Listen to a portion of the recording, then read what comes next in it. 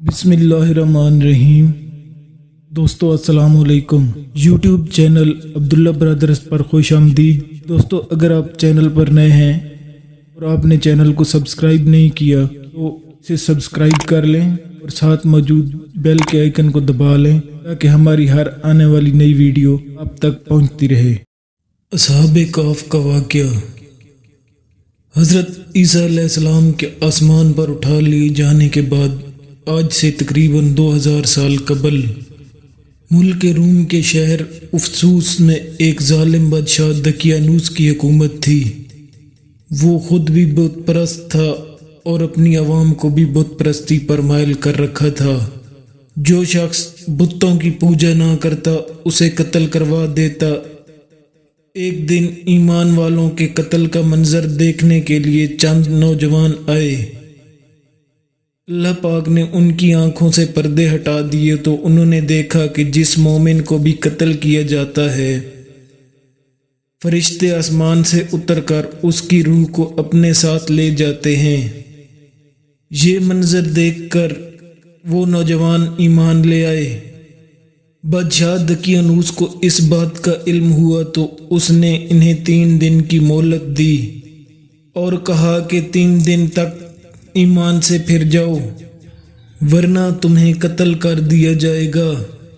یہ صاحب ایمان نوجوان کچھ مال لے کر رات کے وقت شہر سے رخصت ہو گئے۔ راستے میں انہیں اپنے خاندان کی بکریاں چرانے والا ایک چرواہا ملا۔ انہوں نے اسے اپنا ماجرا بیان کیا اور ایمان کی دعوت دی۔ چرواہے نے ایمان قبول کیا اور ان کے ساتھ شامل ہو گیا۔ چرواہے کی رکھوالی کرنے والا کتا بھی ساتھ ہی چل پڑا۔ یہ سب سفر کرتے کرتے صبح کے وقت شہر سے تقریباً 6 میل دور ایک غار میں جا پہنچے۔ انہوں نے غار میں جا کر کھانا کھایا اور وہیں سو گئے۔ اس لیے انہیں اصحاب کہف یا غار والے کہا جاتا ہے۔ بادشاہ دقیانوس کو اصحاب کہف کے غار میں پناہ لینے کا پتہ چلا تو اس نے غار کے منہ پر دیوار بنوا دی تاکہ وہ بھوک اور پیاس کی وجہ سے یہیں انتقال کر جائیں اور یہی غار ان کی قبر بن جائے۔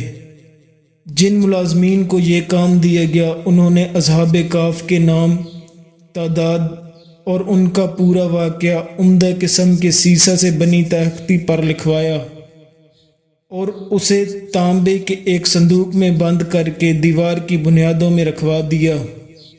اصحاب کہف تقریباً 309 سال تک مکمل سوئے رہے۔ اس دوران ایک لمحے کے لیے بھی بیدار نہ ہوئے۔ اس عرصے میں کئی بادشاہ آئے اور گئے یہاں تک کہ ایک نیک دل بادشاہ بیدروس کی حکومت آ گئی۔ اس کے زمانے میں کئی فتنے اٹھے جن میں سے ایک یہ بھی تھا کہ مرنے کے بعد دوبارہ زندہ ہونے اور قیامت آنے کا کچھ لوگ انکار کرنے لگے تھے۔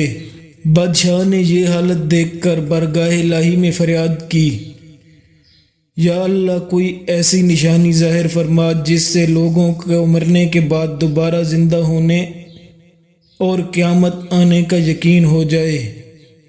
چنانچہ اللہ پاک نے بادشاہ کی دعا یوں قبول فرمائی کہ ایک چرواہے نے اپنی بکریوں کے آرام کے لیے اس غار کو چنا اور لوگوں کے ساتھ مل کر غار کے منہ پر بنی دیوار کو گرا دیا۔ دیوار کے گرتے ہی ان لوگوں پر ہیبت طاری ہو گئی اور سب لوگ وہاں سے بھاگ کھڑے ہوئے۔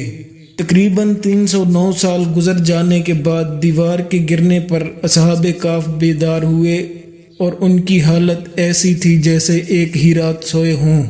ان کے چہرے تر و تازہ اور کپڑے بالکل صاف ستھرے تھے، نیز ان کا کتا غار کے کنارے کلائیاں پھیلائے بیٹھا تھا۔ اصحاب کہف صبح کے وقت سوئے تھے اور جب اٹھے تو سورج ڈوبنے میں کچھ وقت باقی تھا۔ انہوں نے نماز ادا کی اور اپنے ساتھی کو کھانا لانے کے لیے بھیجا۔ وہ ایک تندور والے کی دکان پر گیا اور کھانا خریدنے کے لیے دقیانوسی دور کا سکہ دیا۔ صدیوں پرانا سکہ دیکھ کر بازار والے سمجھے کہ ان کے ہاتھ میں کوئی پرانا خزانہ آ گیا ہے۔ وہ اسے حاکم کے پاس لے گئے۔ حاکم نے پوچھا خزانہ کہاں ہے؟ وہ بولے یہ خزانہ نہیں، ہمارا اپنا پیسہ ہے۔ حاکم کہنے لگا یہ کیسے ممکن ہے؟ یہ سکہ 300 سال پرانا ہے، ہم نے تو کبھی یہ سکہ نہیں دیکھا۔ اس نے کہا دقیانوس بادشاہ کا کیا حال ہے؟ حاکم بولا آج کل اس نام کا کوئی بادشاہ نہیں ہے، سینکڑوں سال پہلے اس نام کا ایک کافر بادشاہ گزرا ہے۔ تو غار والے نے کہا کل ہی تو ہم دقیانوس سے اپنی جان بچا کر غار میں چھپے تھے، آئیے میں آپ کو اپنے ساتھیوں سے ملواتا ہوں۔ حاکم اور اس کے ساتھ کئی لوگ غار کی طرف چل پڑے۔ غار میں موجود اصحاب نے جب لوگوں کی آواز سنی تو وہ سمجھے کہ ان کا ساتھی پکڑا گیا ہے اور دقیانوسی فوج انہیں بھی پکڑنے آ رہی ہے۔ ان کے ساتھی نے غار میں پہنچ کر انہیں سارا ماجرا بتایا۔ حاکم نے غار کے کنارے پر صندوق دیکھا تو اسے کھلوایا، جس کے اندر سے تختی ملی جس پر اصحاب کہف کا مکمل حال لکھا تھا۔ حاکم نے یہ خبر بادشاہ بیدروس تک پہنچائی اور وہ بھی آ گیا، اور اس نے اصحاب کہف کا حال دیکھ کر سجدہ شکر ادا کیا۔ اس نے اللہ پاک کا شکر ادا کیا کہ اللہ عز و جل نے مرنے کے بعد دوبارہ زندہ ہونے اور قیامت کا یقین دلانے کے لیے نشانی عطا فرما دی۔ روایات کے مطابق اس کے بعد اصحاب کہف غار میں آ کر سو گئے اور ان کی روح قبض کر لی گئی۔ بیدروس نے لکڑی کے صندوق میں ان کے مبارک جسم رکھے اور غار کے قریب مسجد تعمیر کرنے کا حکم دیا، اور اس وقت لوگوں کے لیے دن مقرر کر دیا کہ ہر سال عید کی طرح وہاں آیا کریں۔